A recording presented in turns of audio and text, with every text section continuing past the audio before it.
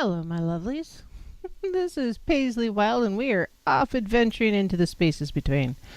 Oh, my stars. Yes, we are adventuring. Because life, it is an adventure, right? Yes. Anyways, we are being broadcast live tonight, of course, on Truth Frequency Radio, iHeartRadio, TuneIn, and TalkStream Live. And if you're listening in on YouTube World, just making sure I have the microphone on. Make sure you hit that like button. That's the thumbs up. And, if you like the show, if you don't like the show, whatever. Subscribe, the bell if you want to know when I'm going live or posting something new. Yeah.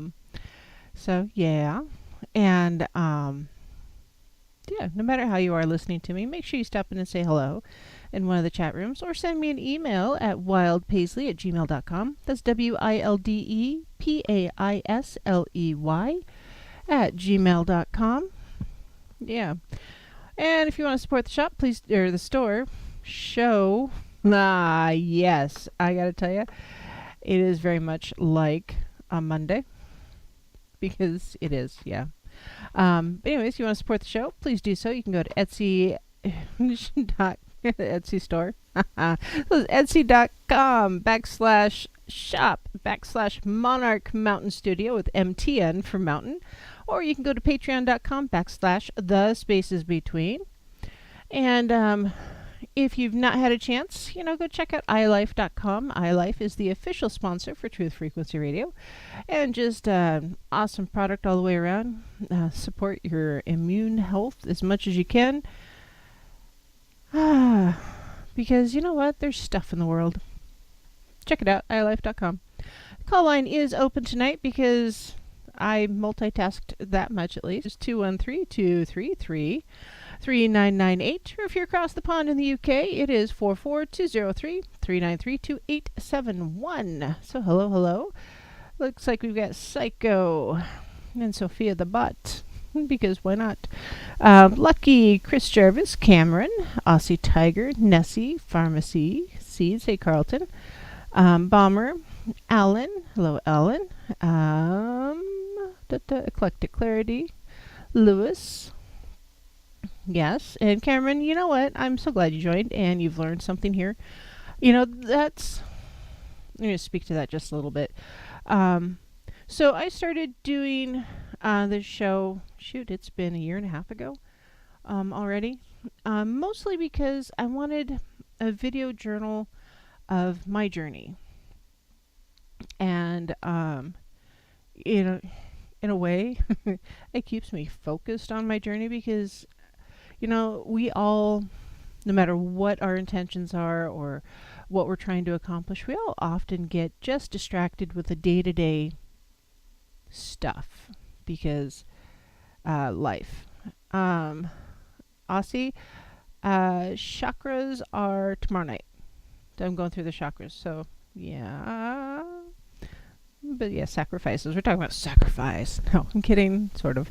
But yeah, I started the show because, I really wanted to share and learn from like-minded people, and I know there's a bunch of y'all out there, and I love that you chime in and comment on what I'm talking about, ask questions.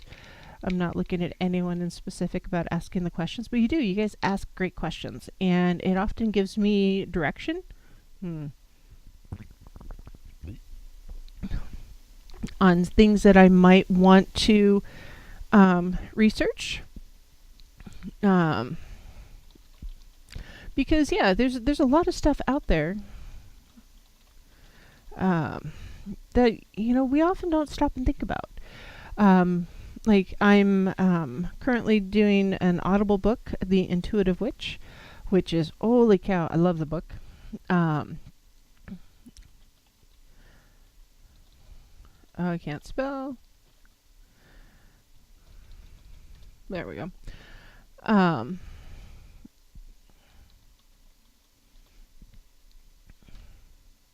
Yeah, that's what I want. Hi, Alan.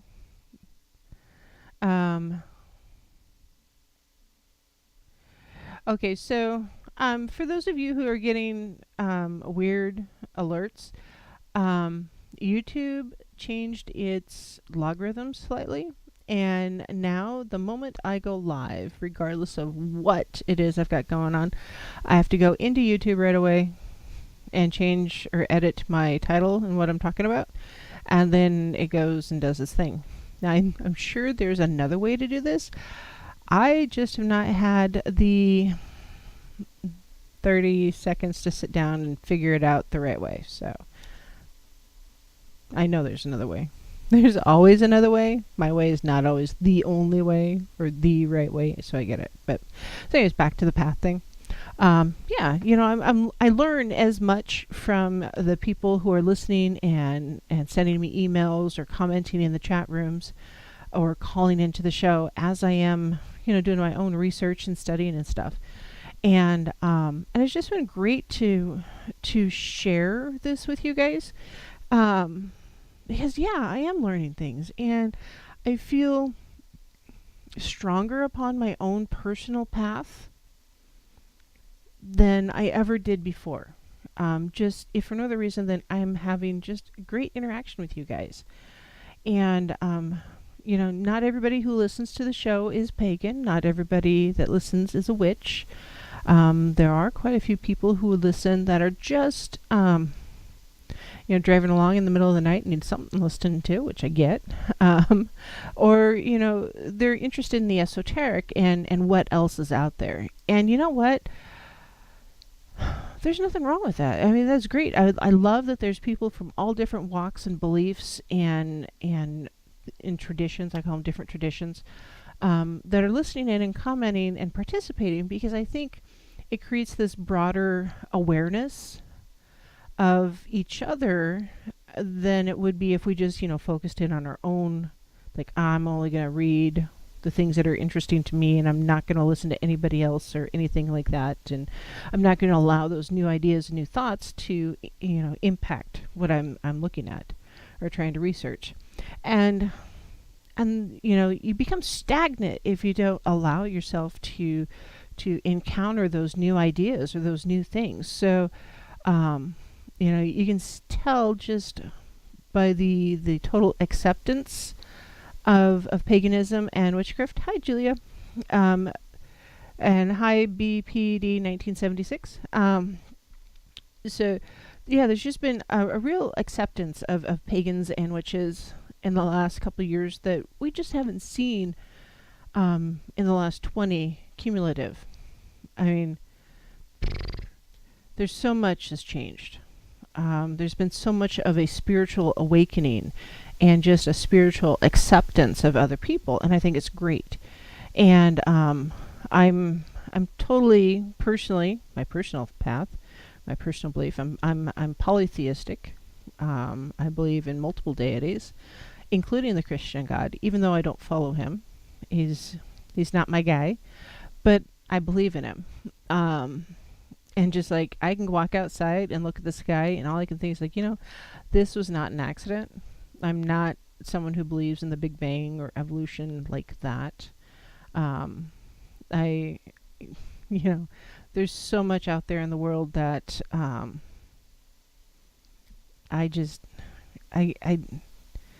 think it'd be just very egotistical to assume that this is an accident or man-made. So yes, there's so much out there that we just don't know.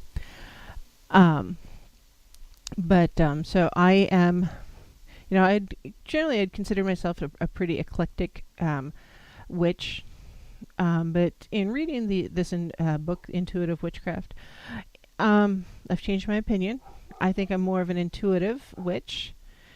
And don't mind the background noise. I'm going to have to yell at someone here in a moment. We've had coyotes in the area, and my dogs are just having kittens. Literally. It's awesome. So, anyways, so I personally follow Hecate. I have since I was quite young, without really realizing that I did. And then I'm called by Canunos, and I'm going to have to mute myself and yell at the dogs. One moment, please.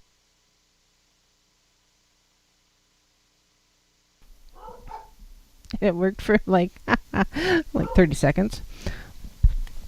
Um, but anyways, so um, yeah, I'm very pagan. I'm very non-traditional in that respect. In that I do believe in multiple deities and multiple traditions. So I see a question in the chat: Who's the supreme god? And that is hard because I don't think there's any one supreme. There is not any one specific deity that is the supreme or the top of the apex god, like the apex predator. I think within each tradition, yes, there's an apex, just like Zeus is an apex. Odin is an apex. Those are just some examples. So I think it just it varies with the different traditions. Yahweh for Christians. So it just I think it was a combination of deities coming together.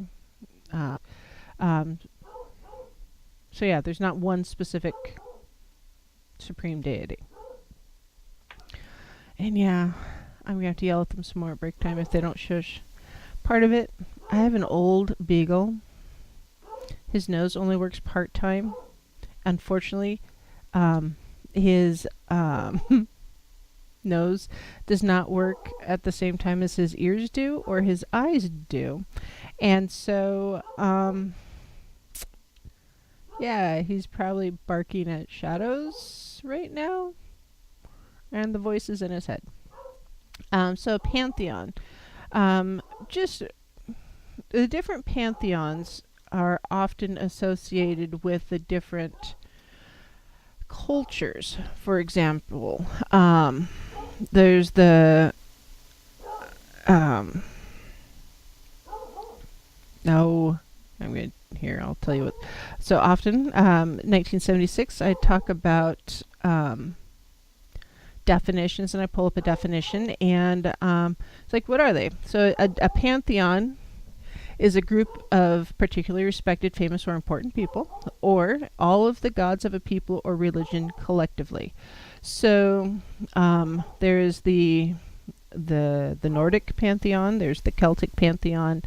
There is the Indian pantheon, the Buddha pantheon, if you will. There's the Egyptian pantheon. Here in the U.S., we've got the Native American pantheon. And sometimes, I'm using pantheon is a general term rather than just that's what it has to be.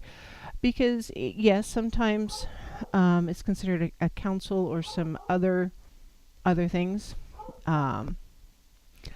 I follow two very specific, or work with two very specific elder deities. So Hecate is generally considered Celtic. However, she was also mentioned within the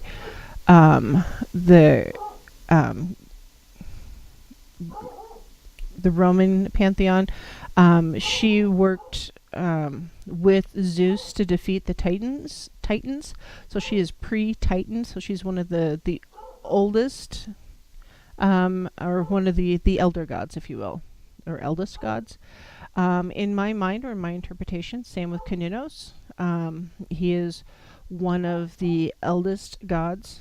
He's been around for a long time. Often he's considered or called like the Green Man.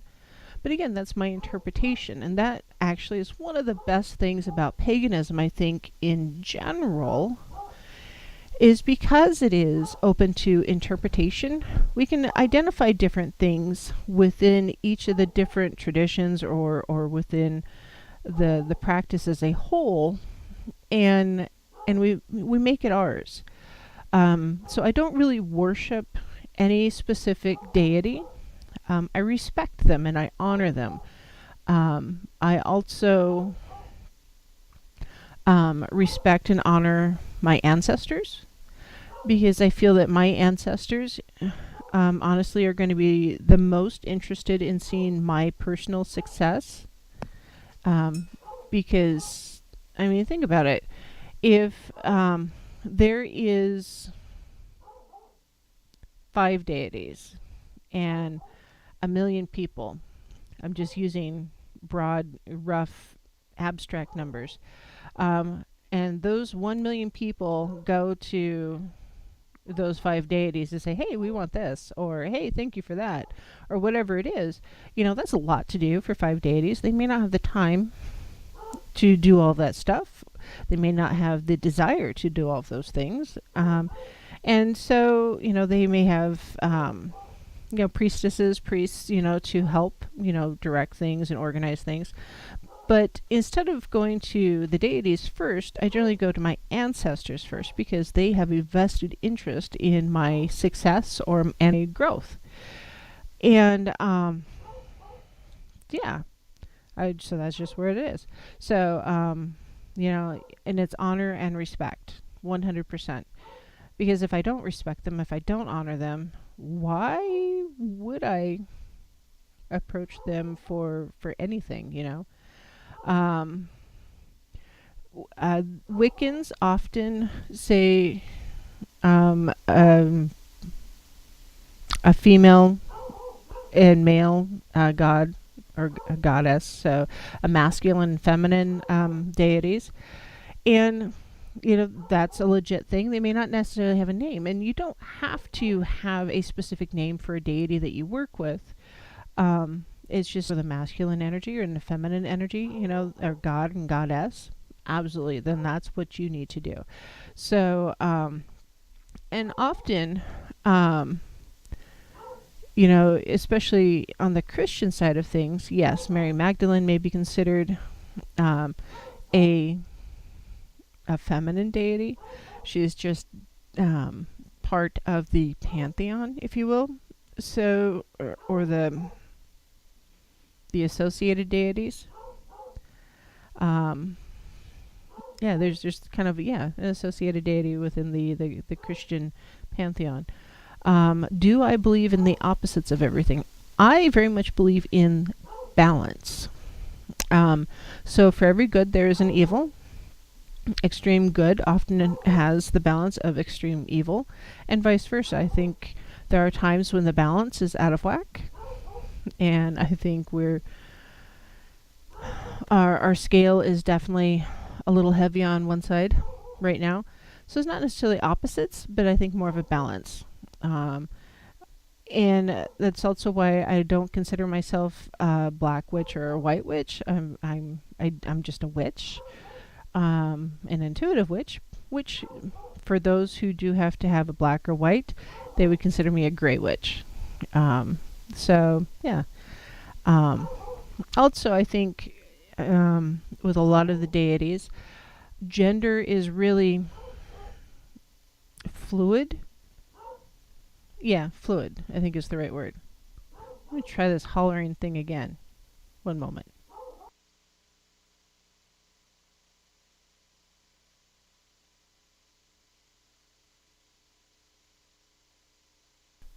That dog is so doggone deaf. He is barking at himself and his head is rattling. So sorry about the noise, guys. So yeah, how many deities are there? How many stars are in the sky? It really depends on what do you consider deities? Is it the primary, the primary leadership? Is it the secondary leadership? For instance, with the Christian pantheon, just because people understand, or a lot of people are at least grasp the basics of Christianity. What are the angels? Are they considered minor deities? If they are, the archangels, are they a minor deity? It varies, I think. And yeah, I do think that the gods walk among us. I think they've been slowly coming back to being around us more recently, just because I think we're at the end of an age, and in the next age they will be more directly involved again. And I swear I'm gonna put a sock in that dog's mouth. He seriously at the top of the stairs, barking at the wall. Oh, and I can't yell at him because I have sinus and stuff. So, yeah, it's good times. And Mini-Me is sleeping through it. Oh, the sleep of a child. So, yeah. I hope that answers your questions, 1976. I don't know if it does or not. I mean, I'm the dog. Oh my gosh. It's kind of like Mini-Me. Okay, so funny story. She does jujitsu and goes to a jujitsu class, and she loves it. And afterwards, she often wants a treat of some sort.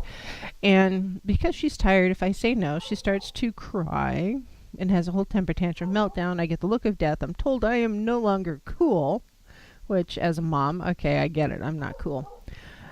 But then she goes from the whole meltdown and everything to obnoxious.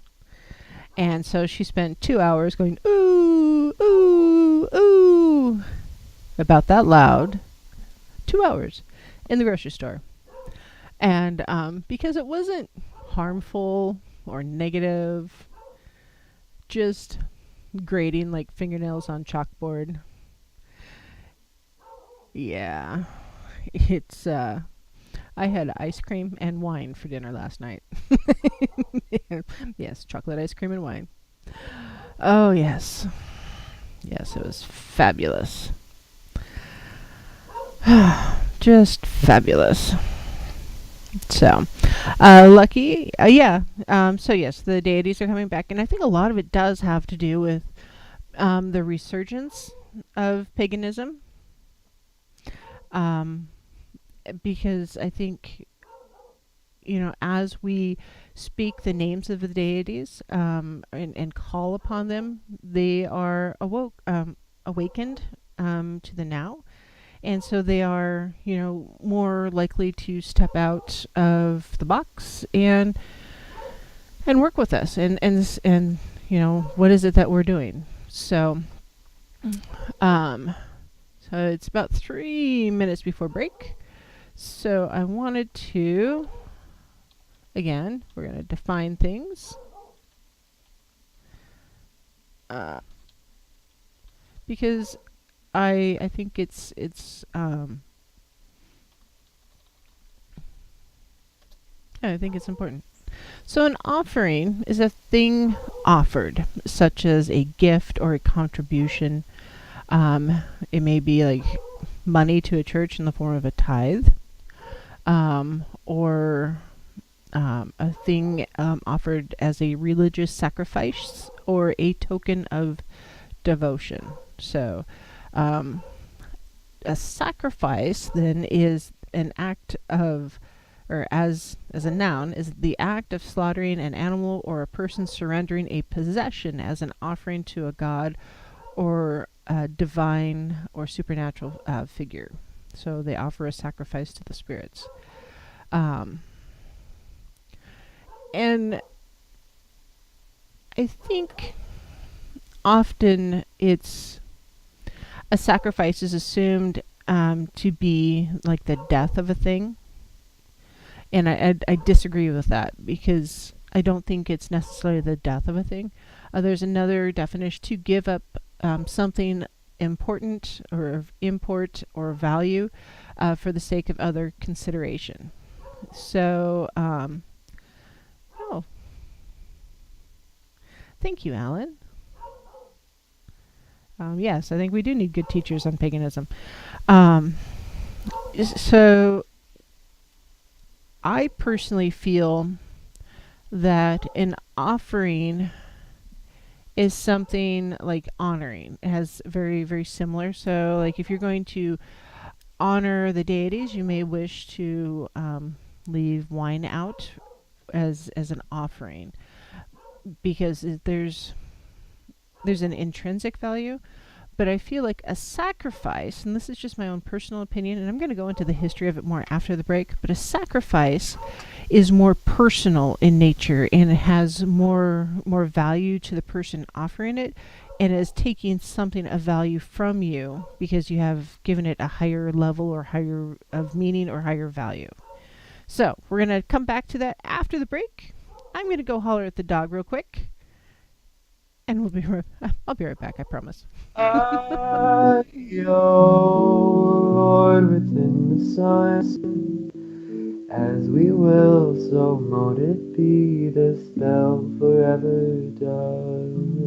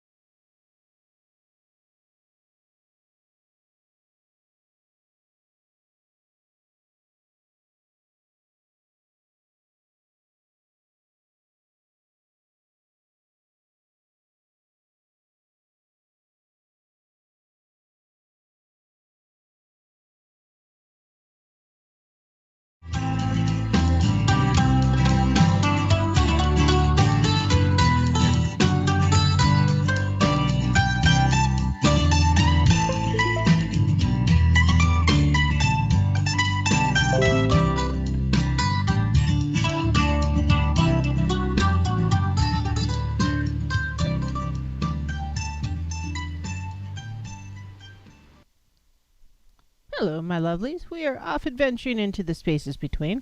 Lewis, the music is more folk music rather than Celtic. And just for the record, the dogs were on the landing barking at the door because they couldn't come down the stairs. Actually, they could. They just had to get off their lazy tushes and walk down the stairs instead of, barking at the door. And yeah, they'll be on the air later because it just seems to happen. Suzanne, you haven't missed much. We're just talking about deities and such. Hey Todd, how's it going? Hey Bear. Let's see. Um, yes, I love my dogs. Love my dogs.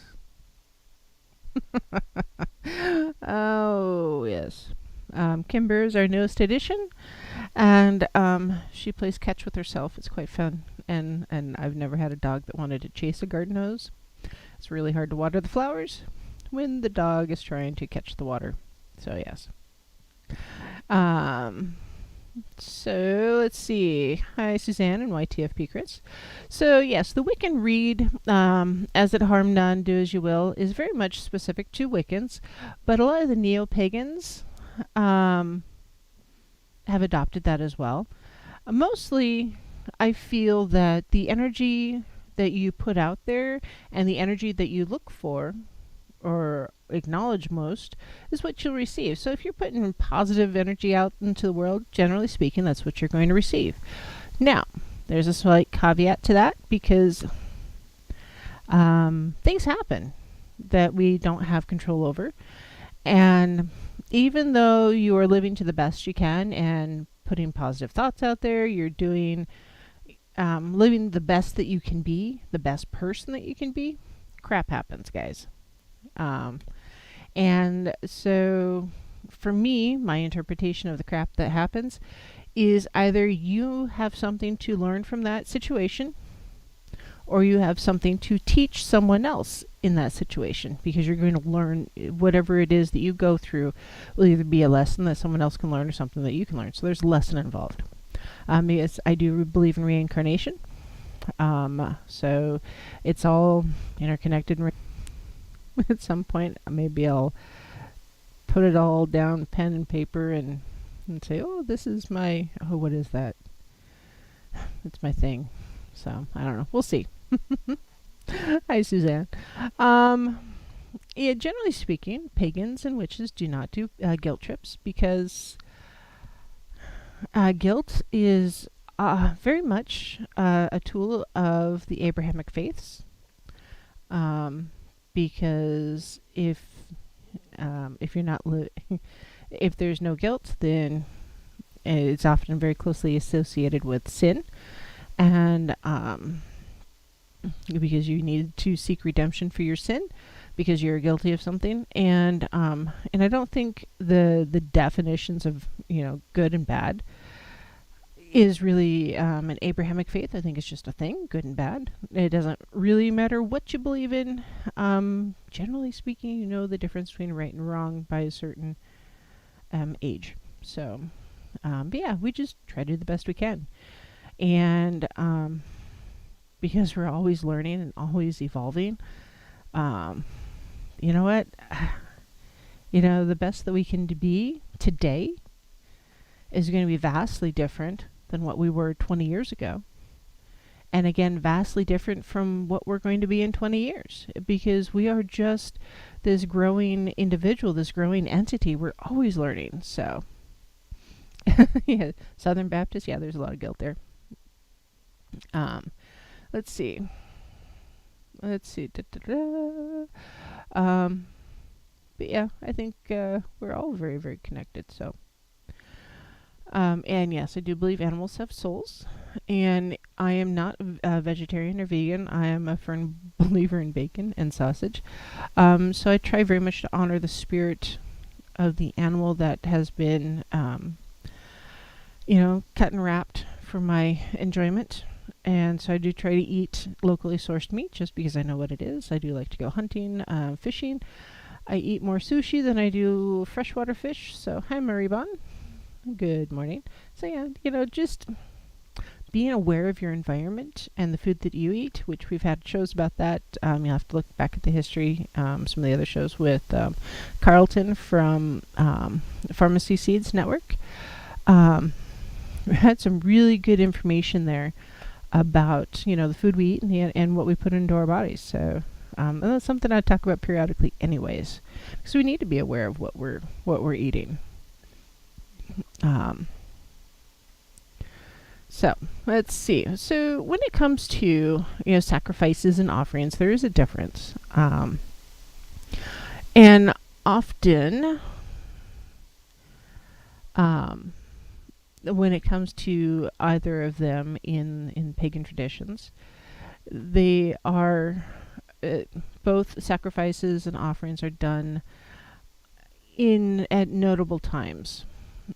For instance, during the equinoxes, during the different holidays, maybe special moments, like, births, marriages, that kind of thing, deaths even. Um, and expressing reverence or thankfulness, devotion. So I have also I've done offerings, to the deities that I work with that are very specific. If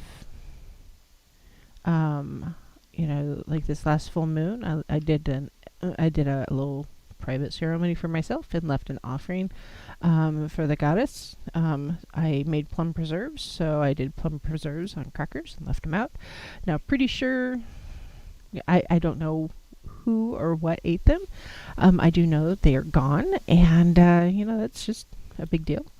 But if I'm seeking, assistance or help from a specific deity or spirit, for like health or luck, love, anything like that, that's when offerings or sacrifices are often given. And then, or if you do feel that you need to seek atonement for something, you can also leave a sacrifice or an offering out.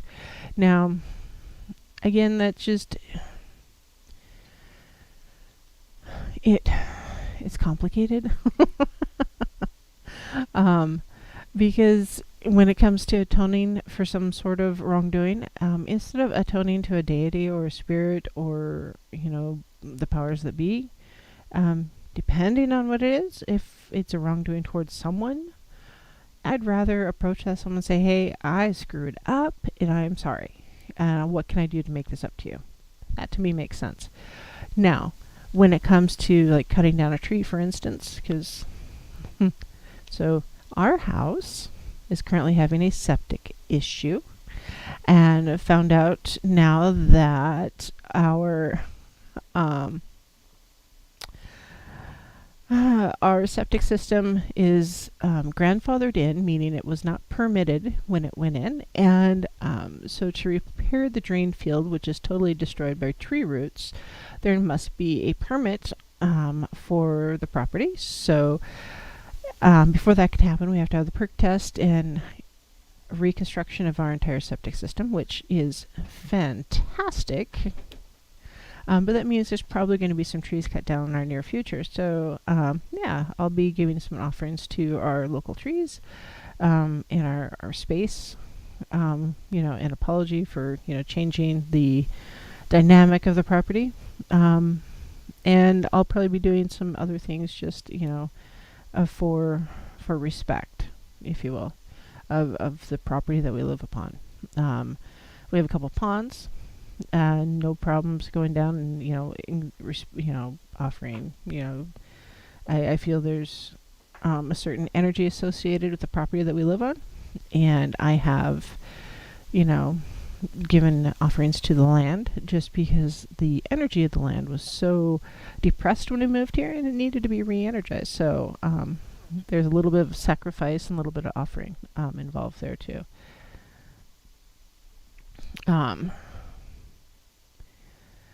So really, truly, when it comes to other people, I don't impose my beliefs on anybody else.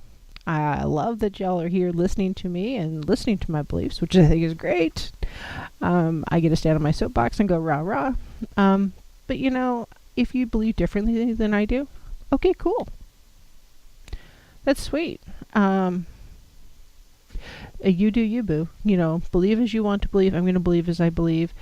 And don't try to force your stuff down my throat. So, sure, I do. If you want to talk about try to shove religion down my throat, well, I will probably, say, hey, I'll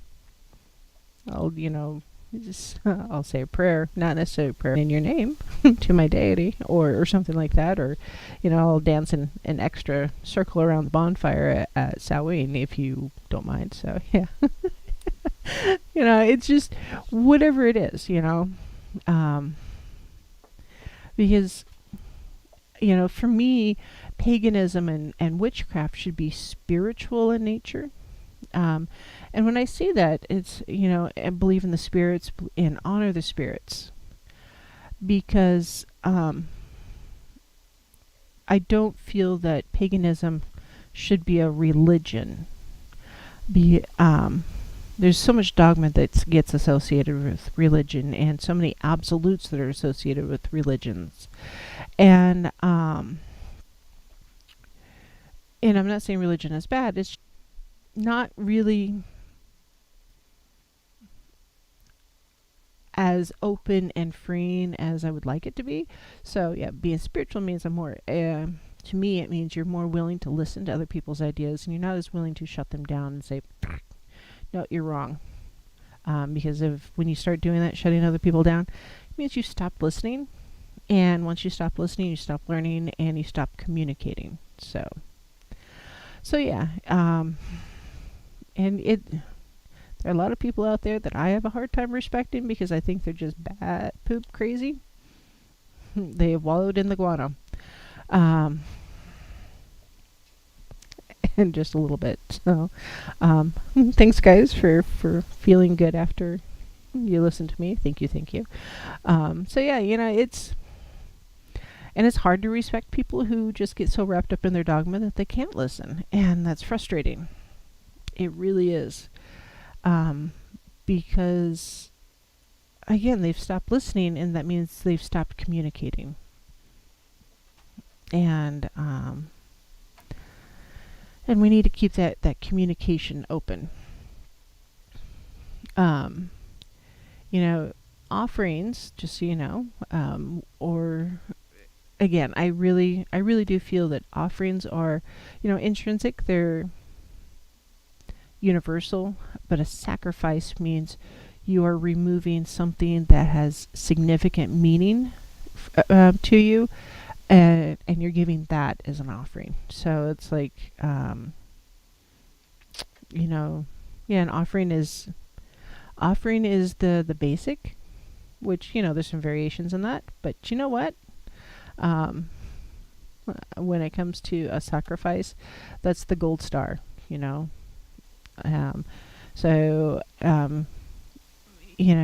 if you're going to give an offering and use like incense, it may be just, incense, whatever it is, that you picked up at your local shop, just a little thing.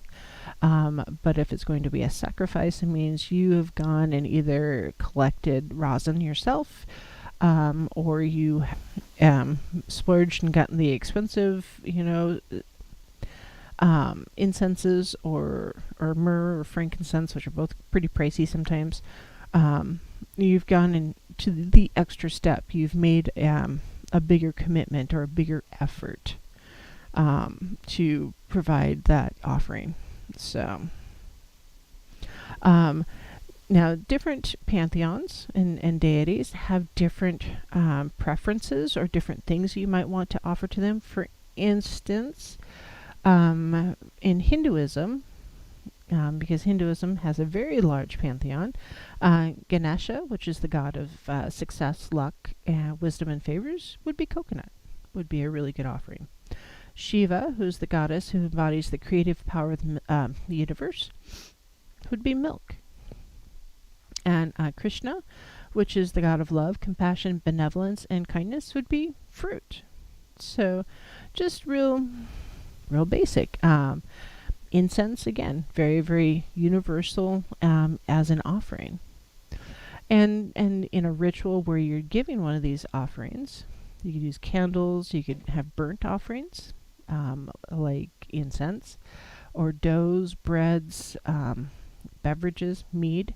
Some deities really do prefer mead, grains, flowers, herbs, sweets, honey, crystals, gems, like the first fruits of the harvest, cheeses, fabrics, um, you know, anything like that, especially if it's a handcrafted thing or something you've raised yourself, that has more value than something you might purchase. Because it does vary just a bit. You've put more effort into it. So it gets closer to sacrifice rather than offering. The more effort you put into accumulating or providing the thing that you are giving to the deities or the spirits, the more you've put into it, if you will. Yes, the more you've put into it, the greater the value. Yes, honey is a big thing. And mead. Again, mead is very, very good. Love a good mead. I need to make another batch, by the way. Yes. I do need to make another batch of mead. It's been a while. And I have some honey that I need to use because I promised somebody I would. And you really need to stop and consider why you're making an offering, and do your research. Now, 1976, I do generally say, do your research. Do your research and journal everything. Journal your dreams, journal your rituals, journal your, whatever it is, the things that happen to you in your day. And, the cause and effect, why did you do this thing and what were the results? So when you're doing something, you're getting ready to do an offering, do your research, depending on who it is you're giving an offering to, what is it? And then what are you trying to accomplish? Why are you doing this thing? And then give yourself some time to receive the answer to the question that you've asked. And then, make sure you say thank you. Always say thank you. It's just good manners. But, journal. What happened afterwards? Did you get your answer? Did it come the way you expected it to be? Because, those messages that we receive are often not very black and white. Very often, they take some interpretation and figuring things out. Excuse me. So, it just, again, it varies. So, yes, when you're getting ready to do an offering, why? What is your goal? And what is it you're trying to achieve when you are doing the timing of it? What is it? When's the best time to give this offering? During the full moon? During the new moon? Does it matter? Does it need to be during the daylight? With the sun rising, the sun setting? High noon? At midnight? Is there a lunar association? Or is it a seasonal association? A lot of the holidays that pagans and witches observe, the offerings vary with the season. Mabon here in the north is coming right up, excuse me. So there's going to be a lot of harvest type offerings available and going out. And then when it gets closer to Halloween or Samhain, what's going to be happening there too. So,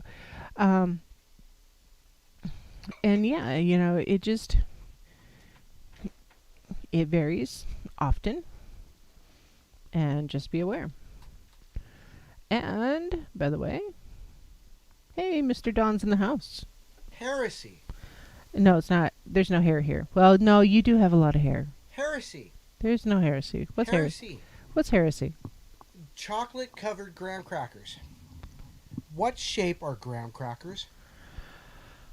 Depends. Is my microphone on? Your microphone is on over here. Why? Your microphone may not be on where you're at. It's on. I don't know what to tell you. It's on. Who makes round graham crackers?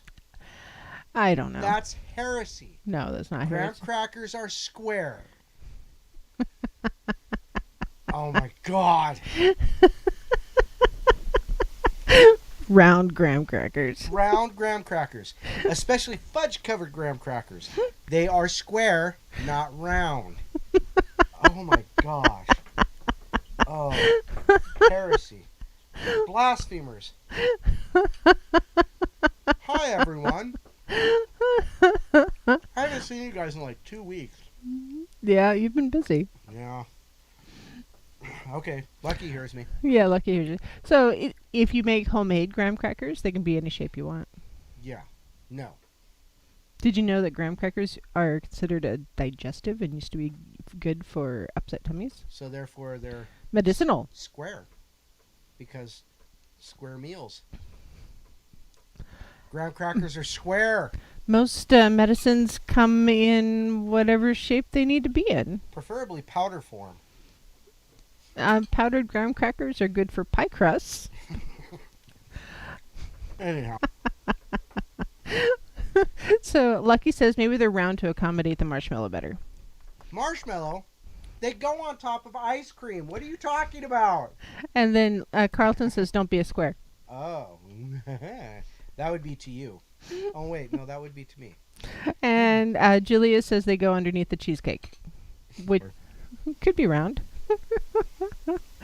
So yeah, we got totally out. So yes, be careful. Apparently Don does not like offerings of round graham crackers. Heresy. That's too funny. But that ice cream's good. Yes. I'm sorry. Back to what you were saying. Yes. So I was talking about journaling. No, you weren't. Were you? Yeah, I did actually. So, and yes, you do change the shape of them as you eat them anyway. Yes. Yeah, I called my tummy. So, when it comes to choosing your offering, research your deity, because different deities do prefer different things. For entrance, can't talk. For instance, if you're giving an offering to Muhammad, it probably wouldn't be beer. no. Which is kind of an absolute no. Muhammad's not a big fan of fermented grains. Alcohol is verboten. Exactly. Which is funny because they have a rocking trade in alcohol. I know. So, and it varies. So, like Gaia, for instance, you might leave a drink of spring water or flowering seeds. Athena might prefer, olive oil or meat or honey. Eros, who is the Greek god of passion, also known as Cupid, aphrodisiacs. So your oysters, I guess, if Don's going to share them. Chocolate-covered strawberries. Yeah, chocolate-covered strawberries. Chocolate-covered graham crackers that are square. Yeah, make sure the floor the spring water, like natural spring water, not necessarily something you buy at the store. Yeah, well, you can go to the store and buy spring water, but it just means it came out of somebody else's faucet. So you need to know which faucet it came out of and what might be in it. If you are near a lake or a river or something, use that. What do you give an octopus? Oh, that had to be black tree. Yeah, crustaceans. Whales. It depends. So, H.P. Lovecraft just popped in my head. Okay, Cthulhu. Souls of the Damned. So yeah, it varies a little bit. In Christianity, offerings are, you tithe a certain percentage, which is considered an offering. But tithe and offering to me do not really mean the same thing. But that's an entirely different thing. So Lares or Lares is a household god of abundance, right? Like mint, for instance. So it varies. An offering. Oh, it's break time. We'll be right back. We'll do the singing bowl after the break.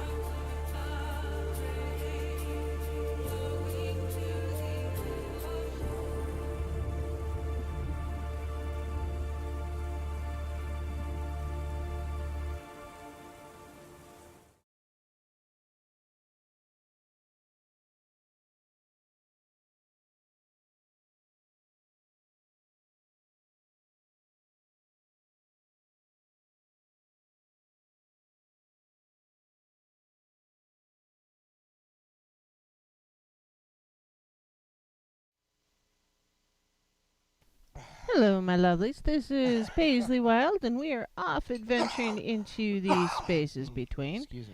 Sorry. as Don hacks up a lung because he's allergic to chocolate ice cream. So, anyways, since there's no bumper music after the break, just like we do every Friday and Saturday night after the break, we do the singing bowl.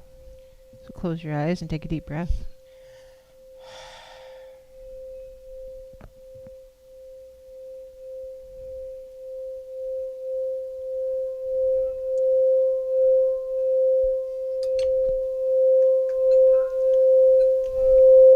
Check the mics. My mics are on. I'm seeing that we have sound. So I don't know what to tell you. The gain is up. So yeah. Get away from my ice cream. Don's not sharing his ice cream with the dog.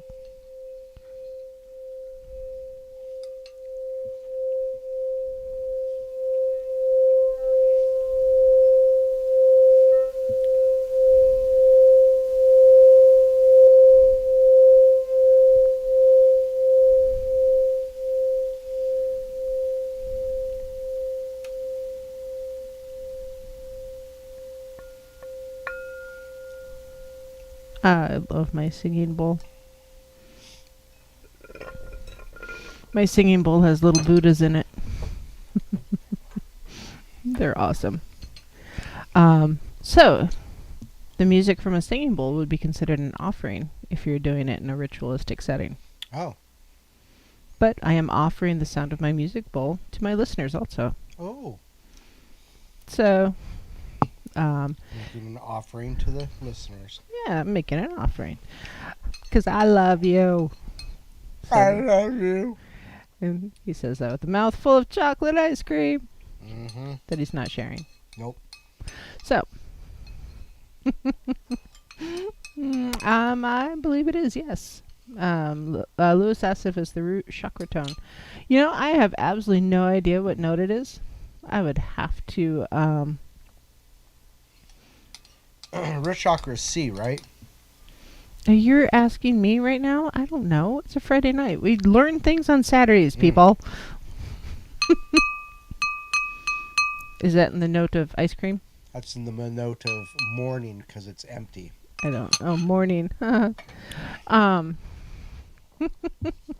Yes, it's a C. Hi, regular girl. Lucky wants ice cream. I don't have any ice cream. It's all gone. Yeah, there's a whole gallon of it up there. So anyhow. So anyways. Yes, speaking of, tomorrow night, we will be talking about the chakras again. We'll be continuing on. Started with the root chakra last week.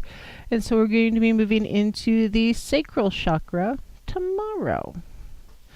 I guess Saturday nights are my day to learn us some stuff, and Friday nights are just kind of a summary of what's going on. So, and we're just talking about sacrifices and offerings. Yes, I know. And actually, I wanted to say something, if I may, Yeah. about something you said way back when, earlier tonight, that is, earlier in the show. Mhm. You were talking about what you put out there is what you get back. You know, Mhm. you were talking about, what do the Wiccans say? Do as ye will. And cause no harm. Yeah, Or, yeah. Basically, you do whatever you want as long as you're not hurting anybody. do you know who else says that? Whom? Oh, is it the Satanists? Satanist. It's a funny correlation, but of course, to believe in Satan is to believe in God, which is Abrahamic, that kind of thing.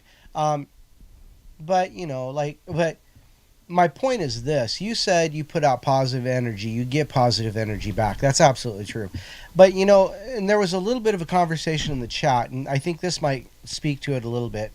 And that is that there is a great concept written in the Bible. It's called "Do unto others as you would have them do unto you," which means if you do nicely to people, Mm-hmm. that is what you expect back. Mhm. And it's the same thing. You know, it's the same thing as, you know, putting out good energy and having good energy return. However, there's another caveat to that. There's also the saying that says sometimes good men must do bad things for the greater good. Mhm. So, it's talking about morals. It's talking about not just morals, but morals in your belief, not necessarily dogmas. You know, if you sin, you're going to hell, right? Dogma, right? Well, there are ways to atone for sins. There are some sins that should never ever happen, murder for one, rape, things like that. I don't really believe that you can atone for those kinds of things because they are against the idea of the humanity in general. There are some evil things that need to be done. Unfortunately, at times, there are these evil things. So, in general, and you were saying that, in general, you know, the idea is to put out the good karma or the good positive energy, good energy, you know, and with the expectation of good energy coming back. But with these caveats in mind, people believe that they are doing the right thing, even though it's harming others. And it, you know, sometimes, as I said, sometimes good men have to do bad things for the greater good of humanity. It's kind of a sticky thing. The sticky wicket? Yeah, it is a sticky wicket. That is true. So, you know, and that's part of the lessons that we're trying to learn in life, you know. Just because it's good for us, you know, doesn't mean it's going to be good for everybody. For instance, every so often we see a news story in the media here in the U.S. where the father, you know, checked on his daughter, finds a stranger in daughter's room trying to do something unpleasant to daughter. Did you hear about the woman who chased down the guy, chased him like blocks because he was in the bathroom with her little girl? Oh. I wouldn't have chased him. I would have shot him. Oh. So, you know. She chased his ass down and whooped him. So, you know, is the doing the harm to the individual that committed that transgression, you're not really putting something good and positive out there, but you're doing that commitment, you're making that sacrifice of self and taking on that soul, negative soul energy, if you will, to commit that crime, that sin. But in the process, you're taking someone or giving retribution to someone who did a much greater sin and probably wasn't the first time. You know, if someone's breaking into someone's house, do that kind of thing. Very rarely are they caught. Well, sometimes they are caught on the first time because they're idiots. But there's a penalty involved. So, sometimes that personal sacrifice to take on that soul energy, that negative soul energy, or negative karmic energy, however you want to call it or look at it. Sometimes, we need to take on that burden because in the greater good, if you will, outweighs it. Right. So in this situation, like the situation of the mother chasing down the person, okay, so maybe, chasing down the person and detaining them for law enforcement and to have what comes after that, that's a small stain because you've possibly stopped that person from doing it to somebody else or something even worse to someone else. And so, I would say, you know what, that would weigh on my karma, but you know what, it's, I would believe it would be not necessarily good karma, it'd be kind of neutral karma because you've stopped somebody else from having to deal with that particular issue. I think that's well worth it.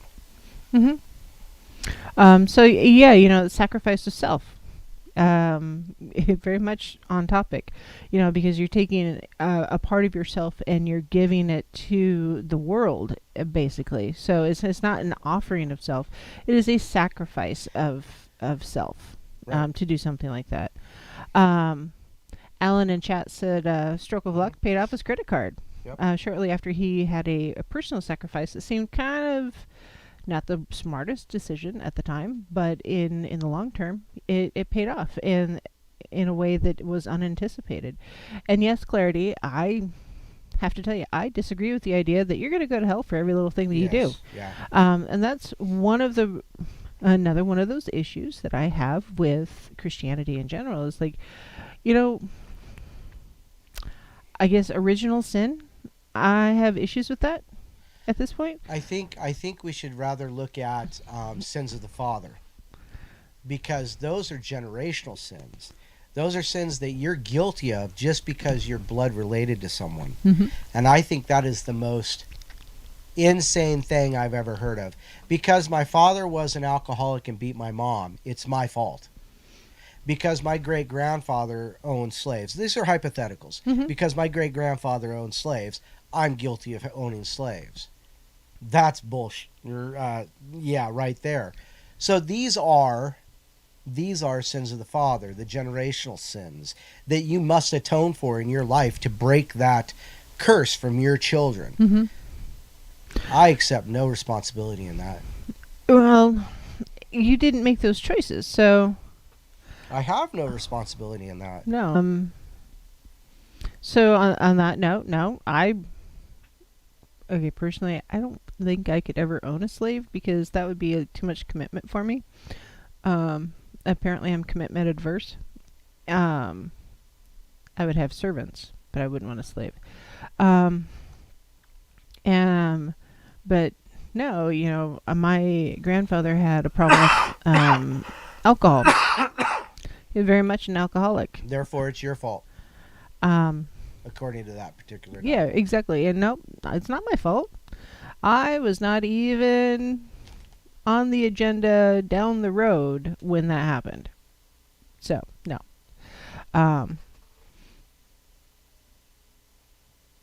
Yes, I'm hearing voices. Why am I hearing voices? Is that your phone?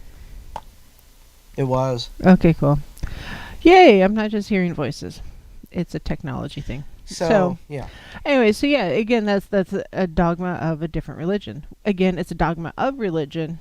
I disagree with religion in general. But yet, you still agree with the do unto others kind Mm-hmm. of idea, right? Yeah, mostly, yeah. Do unto, Mostly. yeah, the golden rule. If you, Right. yeah, I'm going That's to treat. pretty universal. Yeah, exactly. The golden rule really is universal, pretty much across all cultures and all religions, traditions, whatever. There was some version of the golden rule. It's like, yeah, if you treat people the way you want to be treated. I mean, it's That's pretty. that's your morals and ethics in play Yeah. right there. And you know what? We should all have a good dose of morals and ethics. So, anyways, back to offerings and such. Sorry. And sacrifice. No, because and I part of the reason why I am talking about sacrifice and such this evening is because this is September 11th. It's the anniversary of the 9/11 attacks in New York and the Pentagon and such here in the U.S. Pretty, regardless of the why it happened, very traumatic for our country, to our society here in the U.S. And the people that were on the planes that hit the Trade Center, they were sacrificed by someone else. They had no choice. They were sacrificial lambs. Everybody who died there was sacrificed in the name of, I don't even know why anymore. Religion, supposedly. But even that is not even 100%. So, but the people who brought down the planes, the passengers who basically tried to take control back from the plane, they sacrificed themselves. So they're, to me, a sacrifice of self like that has such a greater value than sacrificing something else.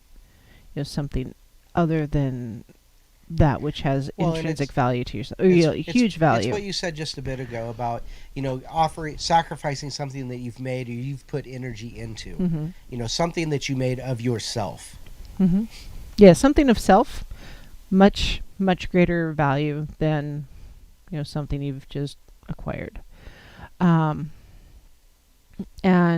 it's, unfortunately, I don't know that we've learned all of the lessons that we should have from 9/11. And I think that's part of the reason why we're seeing some of the things that we're seeing in the world today. But I think, you know, I look forward to reading the history that's written about the last 30 years. Good night, Alan. Because I'm kind of curious to see what lenses the history is written through, because history writers, those who write the history books, all have their own independent lens and own independent opinions as to why they should be doing different things. I disagree. You think the history writers... History writers have their own agendas, and they're usually controlled by a political group. They're writing through their own lenses. Yes, but they are... It's not just one or two or three people. It's large groups of people who literally sit down and say, okay, we need to get rid of this, we need to get rid of this, we need to get rid of that. Well, that's why, there's the statement that, history is written by the victors. Yes. So and they usually have a political agenda. Pretty much, yes. That was my point. So I don't know what history is going to say about the Trump presidency, or the Obama presidency, or the Bush presidencies, the Bushes presidencies. How do you say that correctly? But anyways, George W. So the the presidencies since Reagan basically, or Nixon even, depending on how you want to look at it. What's happened and how it's contributed to the world today.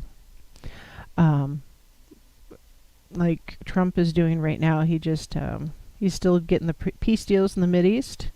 Bahrain is just signed on to Israel. Yeah, Bahrain's just signed on to support Israel. Talk about something biblical in proportion.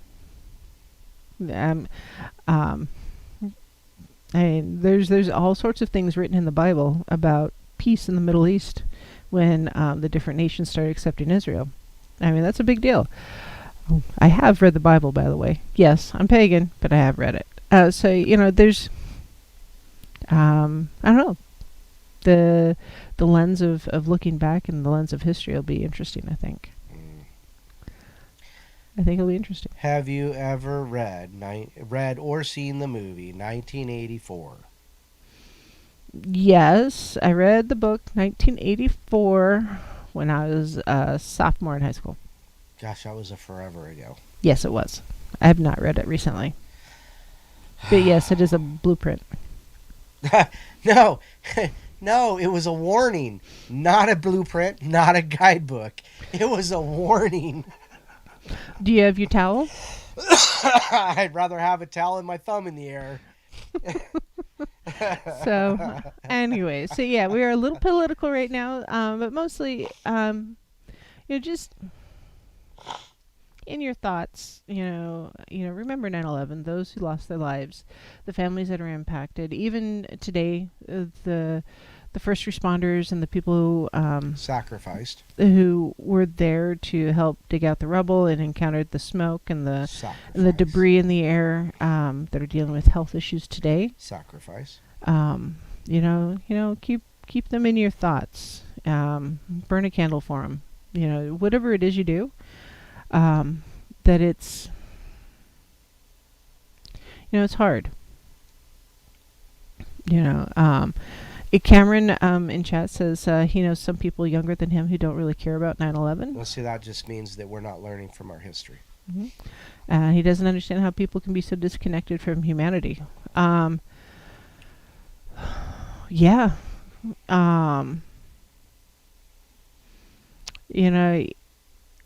We as a society, so that means I'm generalizing in a big way, have unplugged, I think, from history, and as a result, we are not learning from history. So if you don't learn from history, you're going to repeat those same mistakes over and over and over again until you do, which is why we keep getting reincarnated, because we haven't learned our lessons yet, and so we have to go back through and redo it. Unfortunately. Which reminds me of my dream. Oh, yes. If that dream is true, it is prophetic to me. Right? So, Wow. yeah, burn a candle in remembrance, you know, or a drink, have a drink or whatever it is, just, yeah, whatever it is you do, remember those that have passed. Um, yes, like Julia, that was Animal Farm. So going back to what we're talking about here, in the when it comes to sacrifice, I think in a way, yes, they sacrificed their lives, but ultimately they've sacrificed their time in this time frame, meaning they sacrificed all of the years they could have had. And even today, we're sacrificing time. Those of us who are still living and doing things, because we put different values on our time. For like craftspeople, and they often underprice their goods, like that do handcrafts and such, because it's like they're more worried about selling the thing to make the money to pay the bills, rather than stopping and think about the intrinsic or the value of their time that they put into things. They stop at, okay, well, the cost for fabric was that, paint, dyes, frames, brushes, needles, whatever, that's what they think of as cost. They forget to include time, because our time has value. The time that we spend at work. Our employers have given us a specific value for our time. Often it's undervalued. Occasionally it's overvalued. It kind of depends on who you are, where you're at in your life, and what you're doing. If you're making the rules. Yes. But when it comes to the time that we have in general, where do we spend it? Do we spend it reading books? Do we spend it with our families? Do we spend it in participating in hobbies, exercising, with our pets? As I look at the obnoxious dog that wouldn't stop barking because he heard me talking downstairs. The whole first half hour. Yeah, you told me. Yeah. Oh, you mentioned it. I mentioned it a lot because he wouldn't stop. If he could just be, rhythmic, keep a beat with the barking, but no. But yeah, time, what we're doing, everything is time invested. I invest time in my show. I drag Dawn along for the ride. I go to work every day. There's a certain time there. It means I have to get ready for work. I have to drive to work, eat lunch, come home. It's time away from home. It's a part-time job. I love my job. And in a way, the experience that I'm having there has value to it also. It's value added. I work in a rock and crystal shop. Are you kidding me? I hugged a 4-foot quartz crystal today for about 15 minutes because, you know what? I needed it. And sometimes you just gotta. So, what is your time worth? And are you sacrificing the time that you have for the wrong things? Because time is not an offering. Time is a sacrifice. Because it is a finite resource. There's only 24 hours in a day. You can only do so much. You need sleep. You need to eat. You're going to go to the bathroom. It's going to happen. Why are you giggling? Because you said you only have so much, unless you're Jack Bauer. Right? And his 24 hours, last 6 months. 24 hours. So yeah, the time that you have available is finite. It will come to an end. And so invest your time in things that are going to benefit you. Either you physically, like you're eating food, gardening, exercise, interacting with other people, mentally, like meditation, yoga's meditation, in addition to being a physical activity. Tai Chi. Tai Chi, reading books, learning things, emotionally, spending time with your loved ones. Remember that it takes time to care for ourselves. And self-care, we need to devote a certain amount of time to self-care, because when we stop taking care of ourselves, our cup starts to get empty, and man, it's really hard to drink from an empty cup. If there ain't no meat in the cup, what are you drinking? So, or water, whatever it is you drink. So, time, we need to stop and think about the sacrifice of time and where we're putting our time. And when you look at it, do the pros and cons list of where you're spending your time. Write down everything you do in the course of a day for like a week. Trust me, you'll be just mind boggled at it. And consider, is this an investment of your time, or is this a sacrifice of your time? Don't forget to add things like sitting in the drive-through line At Taco Bell. At Taco Bell. Right. Because that's a waste of time. Yes, that's why you download Oh the my app and you God. just walk in and pick it up. Oh my gosh. So there. Anyways, on that note, we're going to go to break and spend some time doing some other stuff. We'll be right back. Goodness. Lord, within the sun, as we will, so mote it be, the spell forever done.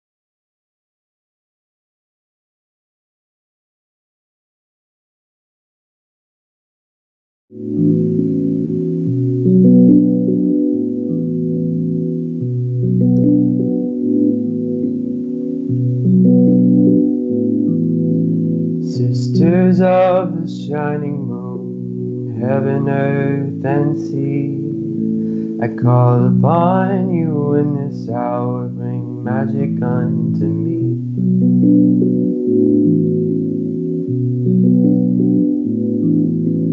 Brothers, oh, the cauldron cries, it singeth unto me the songs of Mother Goddess and the Father in the tree.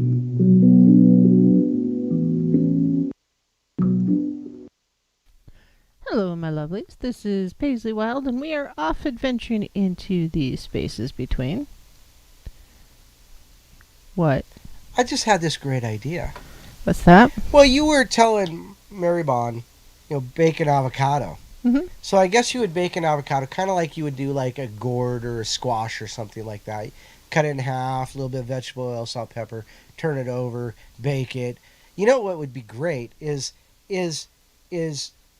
Julia just said something about she can't find bruschetta, but then I thought, what if you take pancetta, Mm-hmm. wrap it around, and you take the avocado and you make it a ball and you wrap the pancetta around it, or even bacon, and then bake it, or even put it around or stuff the avocado inside a jalapeno, and then wrap it with the the pancetta or the bacon. That would be so rich. Oh my! What could you put inside the dollop of like avocado before you wrap it in pancetta? What could you put inside it? What would make it- mozzarella? Oh. See? That's a good idea. Tomato? Good idea. Ooh, tomato with The filling for Yeah. the crab rangoons? oh yeah, the crab, the cream cheese, garlic, a little bit of onion in there. Wrap it, stuff it into the avocado. Wrap it with the pancetta. Bake the crap out of that. Oh my goodness. Are you Wow. hungry? Wow. There's a rotisserie chicken in the fridge. Go have a leg. No, I saw that. I'm not. Apparently Don is hungry. I just can't even. So yes. It just sounds so good. I'm sorry. Pagan food with Don. Or no, it'd be heathen food. Heathen food. Heathen cooking. Heathen cooking with Don Longbird. Don Longbird, the heathen chef.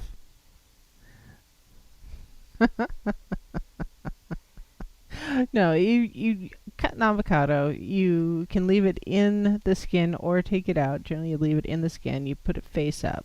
Twice baked avocado. You're weird. But you bake it face up. Heathen recipes, yes. But yeah, some mozzarella would be good on that feta, if feta's your Ooh, gig. that'd be good. Ooh. Personally, gorgonzola. I like craisins, so craisins in there. Oh, that'd be interesting. Brandy soaked craisins.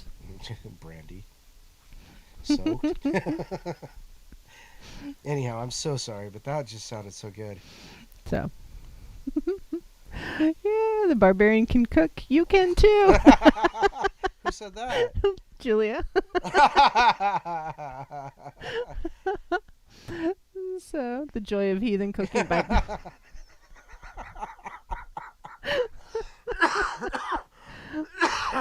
If you can't do it on an open flame, it shouldn't be done. Pickled ginger in the avocado. That'd be good. Yeah, a little bit of wasabi. Yeah, I agree, Regula. That'd be good.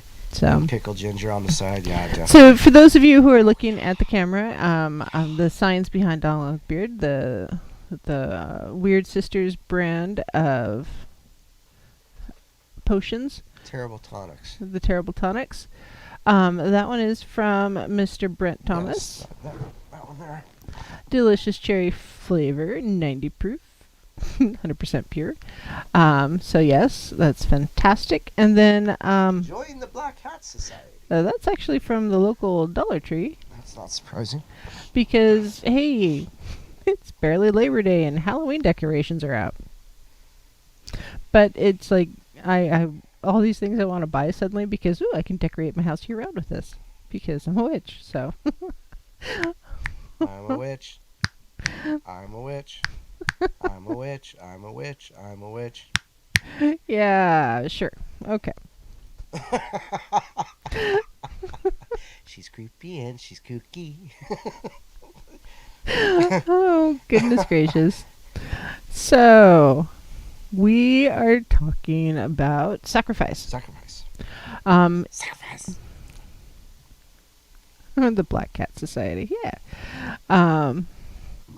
Yeah, happy early Halloween. So, I mean, when it comes to sacrifices and offerings, sacrifices should have a greater value to you. Like, something that you have invested your time and your energy and maybe your life force into. The sacrifice of blood, for instance. Because some different things do require a blood offering or blood sacrifice. And blood sacrifice doesn't mean you're like slitting the throat of your local goat, cutting its head off and mounting it on the wall in a pentagram. Exactly what he said. For instance, somebody I know was encountering a bit of felt he'd been cursed a little bit. This is someone who's related to me, so I did basically a mojo bag, but there's some blood in there, so yeah, that's a big deal. Oh, sacrifice your dignity to follow your heart. Yeah, that's a real thing. As long as you remember to not allow that followed to sacrifice your dignity. Yeah, so it's different if you are sacrificing your dignity versus someone sacrificing your dignity for you. Oh my God, Lewis. That's always got to be a Lewis thing. So, Julia, you're funny. So yeah, it's one thing if you choose to sacrifice yourself, whether it's your dignity or something of you. But if someone chooses to do it for you and takes your choice away from you, that to me does not have the same positive ramifications. The more you say that, sacrificing your dignity, to follow. Now, it doesn't say to follow someone. It's to follow your heart. Right. So it doesn't mean someone. It's not relationship based. It's not. That is the overall implication that I picked up, but it does not mean that. So for instance, if your dream is to be a Marine, you have to go through boot camp. You are going to be sacrificing a lot of your dignity and all of your privacy and your pride to go through boot camp and basic training to achieve that level. There are things you're going to sacrifice within yourself. But then you will gain the dignity of having done that and being part of that. Exactly. That brotherhood. Because that brotherhood, and by golly, a Marine. Once a Marine, always a Marine. I mean, there's a code of conduct. So, sacrificing your dignity to follow your heart, Carlton, is the statement or the question that we're commented upon. So, pay attention to what it is you're sacrificing. Relationships, no. So, I don't feel that to truly follow your heart in a relationship, I don't say you sacrifice something like that. You should not be sacrificing your dignity. What you should be sacrificing is your time and your ego, and investing your time, investing ego, or sacrificing the ego, and find the fit. Don't sacrifice so much time into that you end up losing at the end of it. Yeah, don't lose yourself for the sake of a relationship. Um, and that's hard because often we do that. It's kind of like don't settle because this is what you think you want. Because sometimes,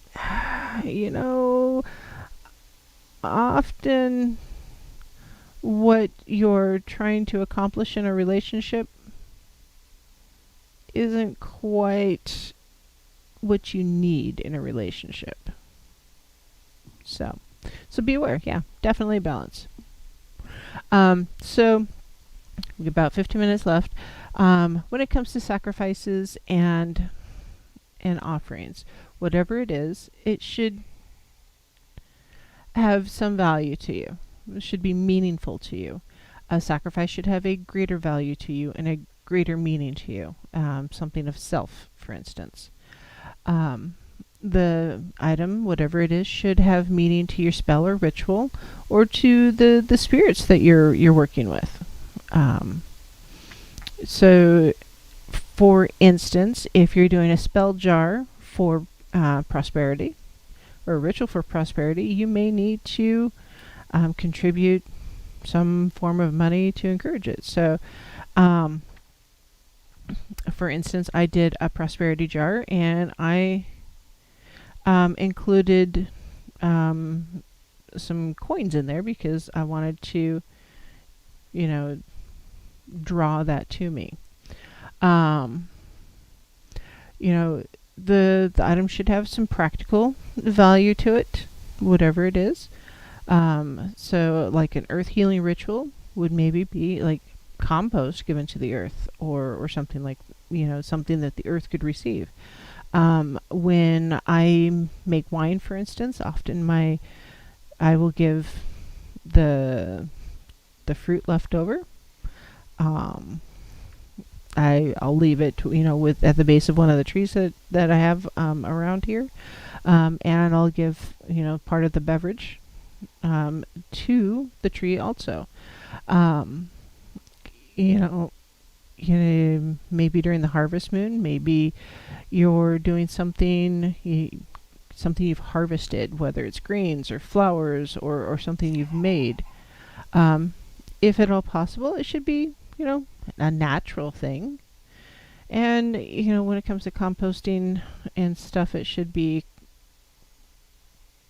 compost and not people post. So you don't want to compost your bodies of your enemies. Soylent Green.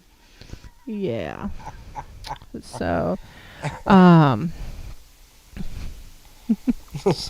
Green is just saying, it should be natural, biodegradable.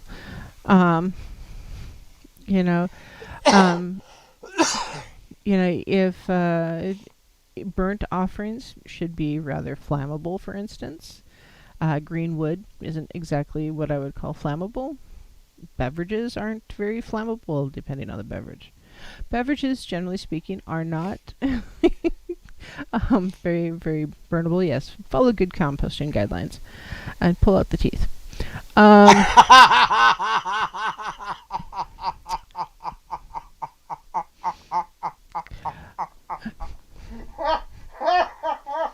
Okay, we're going to mute Don just a little bit.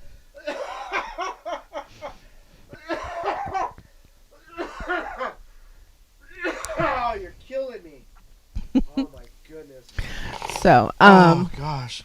If you're taking it to a location, for instance, if you're going for a walk in the woods, oh goodness, and it's something you're going to pack in to leave at maybe a sacred space or a place you meditate,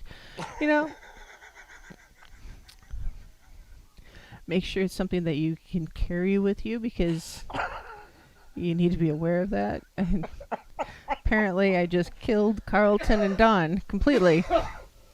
It's not good for the tummies. If you're going to deliver a one-liner, everybody has to understand what it is, and you have to do it just very, very well.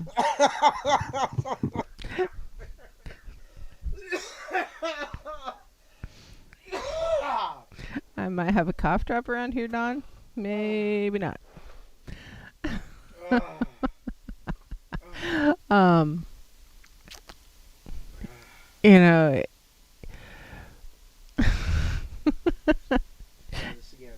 Oh, can I turn you on now? Are you good? If you want to turn me on. Julia, I'll explain another time. So, yes, good one-liners have to come out of nowhere. You know, another thing, like you wouldn't want to leave an oil offering at the ocean necessarily. Because oil and water don't mix. Yeah, it's not really a good thing. Fire, an offering of fire or burning something in a dry, highly combustible forest, not a good idea. So you just pay attention to where you're leaving the offering.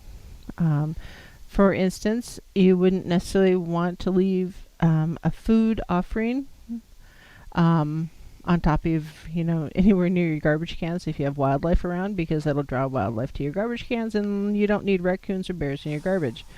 Trust me on this one. They leave a mess. Bears are known for dragging garbage for quite the distance. Quite a distance. And you don't want them in there anyways, because, they'll... whatever it is, be aware of where you're leaving your offerings and what you're going to do, and journal it. By golly, write it down. Write down what it is you're offering and what your intention is, and what you're hoping to receive. Are you intending to just give this offering to create goodwill? Well, let's go back to what Alan said. He made a sacrifice that he felt was kind of dumb at the time. Mm-hmm. And he ended up being able to pay off his credit card debt with it. That's kind of a big deal.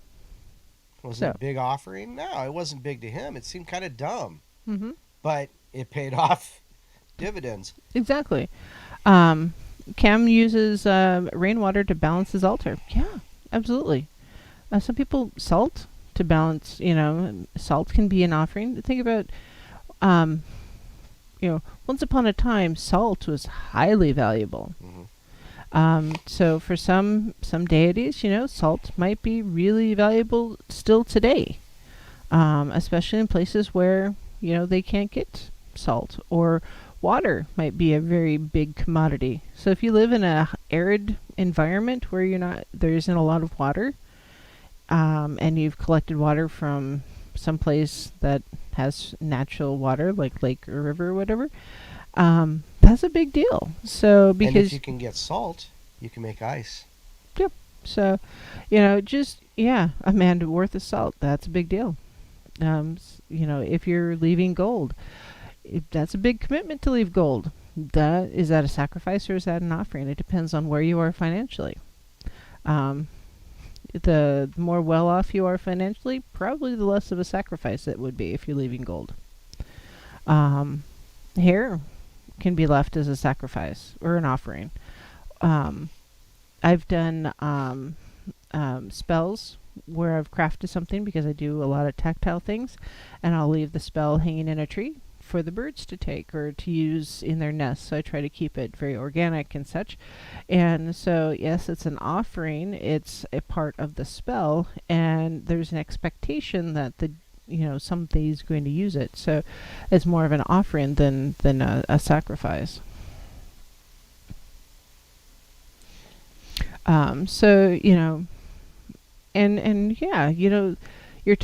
Your time has value. Significant value. And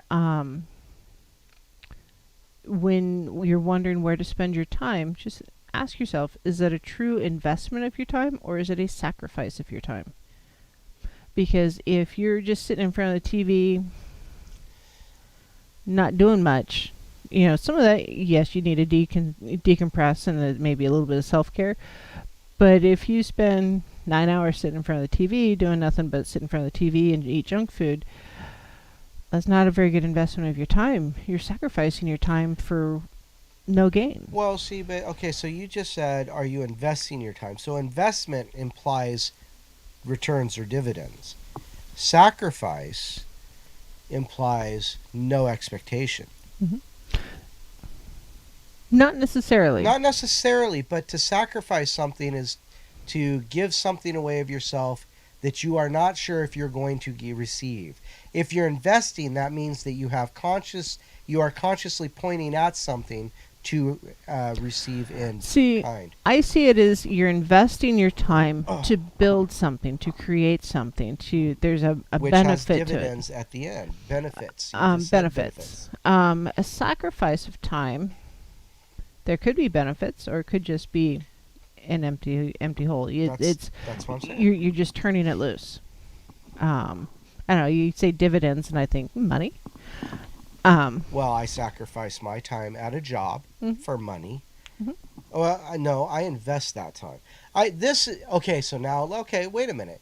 I sacrifice my time at a job, Mm-hmm. but I invest my time here Mm-hmm.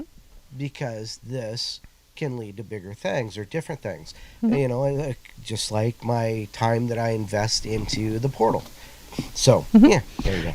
Yeah. Like Carlton says, junk in, junk out. Yeah. So, what you're putting in there, what you the stuff you put in is what you get out. So if you eat a lot of junk food, you're probably not going to have the body of an athlete. Just saying.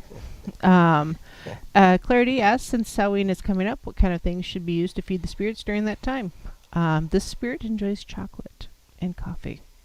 Trying to pick food that would be safe to return to the earth when the dinner ritual is over. So, baked goods like breads are good.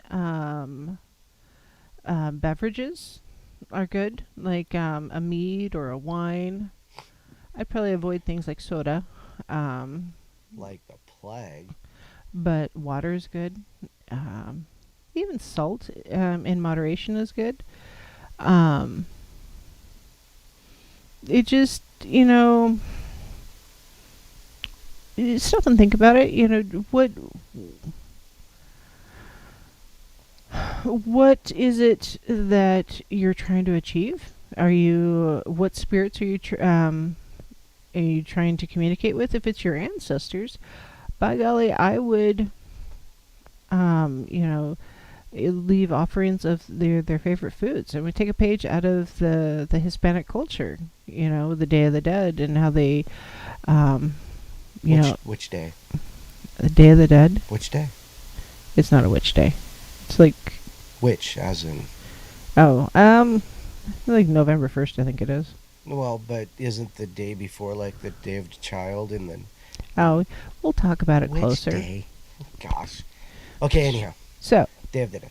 yeah, so Day of the Dead, whatever it is, if you're leaving, wanting to leave an offering to, your great aunt Tilda and she loved cheesecake, I would make cheesecake.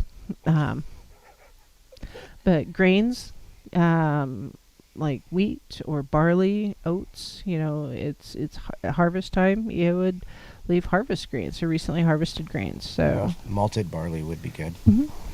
yeah, malted barley is just fine. So yeah, just whatever it is. So if you're trying to the spirits of the land, I would say compost actually is a good one then, because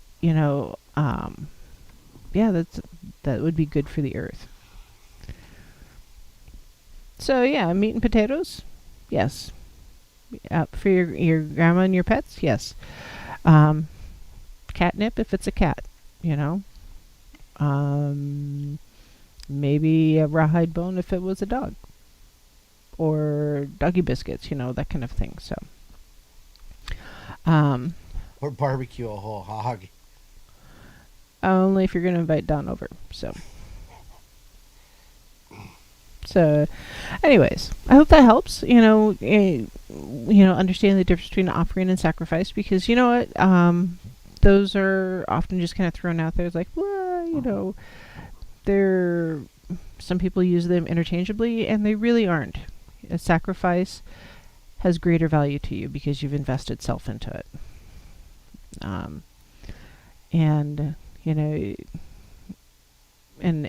an offering is something. It can be an investment of self. You made bread, and that's your offering. it's different if you made the bread from the wheat that you harvested yourself and then ground into flour, and then because the time that you have invested into it is a little bit different, and the energy you've invested into it is a little different. So tomorrow night, yes, we're going to talk about the sacral chakra, because I think we're just at that point in our lives where we're going to talk about the chakra. So there. Duke is on next. Sure. Friday night. Yep. Yeah. On Truth Frequency Radio. Yeah, stay tuned for Duke.